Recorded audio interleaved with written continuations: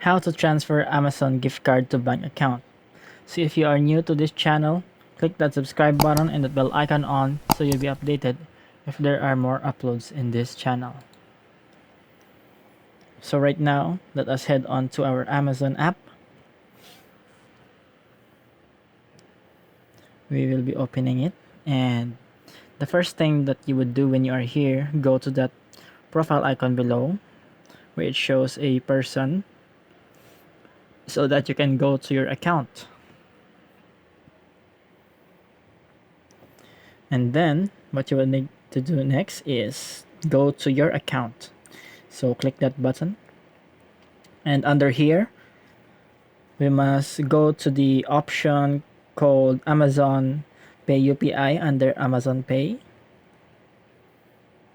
And next, if you are here, click on that home button in the left bottom or corner, and then click on add a gift card. So once you have clicked that, just click on or type in the code and click add, and after that you will be redirected here. Click on send money.